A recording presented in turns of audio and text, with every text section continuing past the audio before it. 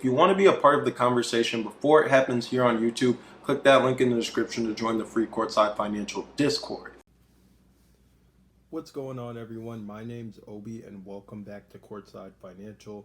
Today I'm going to be giving an update on one of the topics I touched on prior in my NIO updates, and I said that I was going to continue to update you guys as more information becomes available.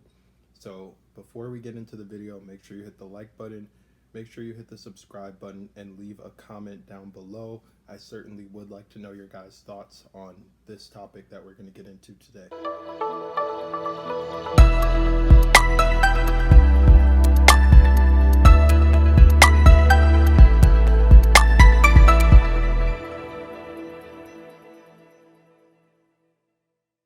Okay, so the topic that we're going to get into today is NIO discussing the findings of their ongoing investigation with an intern who was sexually assaulted and not asked to return to the company for a full-time position, which is one of the reasons that this is making headlines right now. So I'd actually discussed this in the past in a previous video. If you guys want to check that out, it's going to be titled NIO Update. We covered a couple of topics, but I titled that one specifically Unhappy Intern.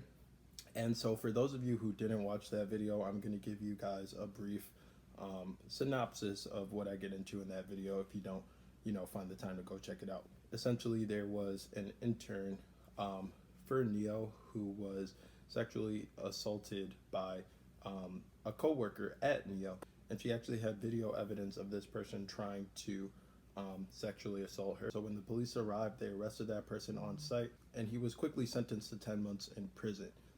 And so the intern had returned to finish her internship, but at the end of the internship, she was not asked to come back full time.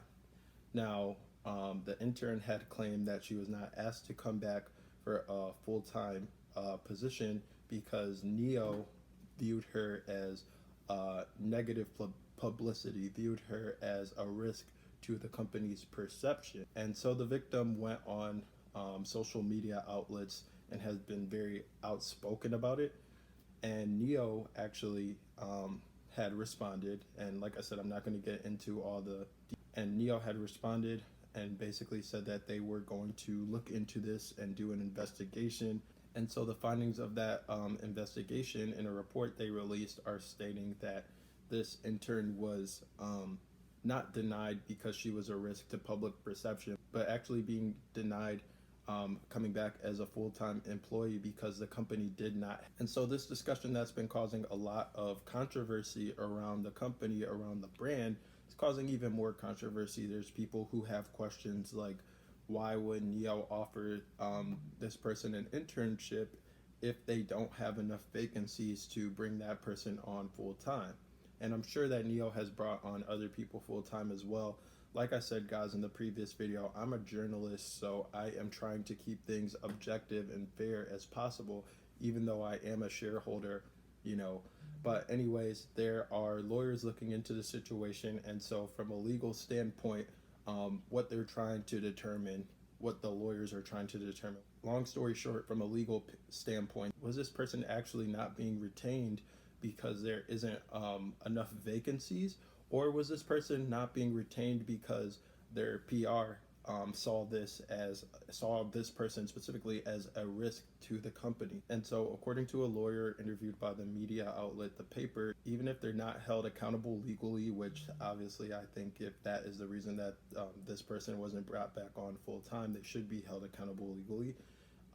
The way that they get held accountable is in the eyes of public perception. This wouldn't be good PR for the company, and there's a lot of people, including myself, who just won't tolerate things of this such. So like I said, wanted to keep you guys updated on that story as more details arise. I won't comment too much on it. NIO's internal investigation may have been concluded, but there very well may still be things going on in court. And so I will keep you guys posted for as long as this story continues. And the reason I cover stories like this is because I like to think of myself as a journalist.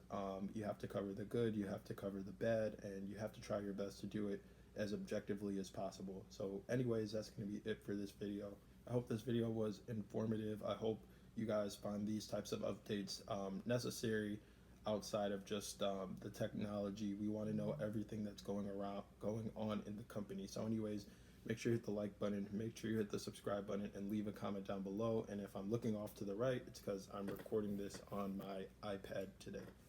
Thank you.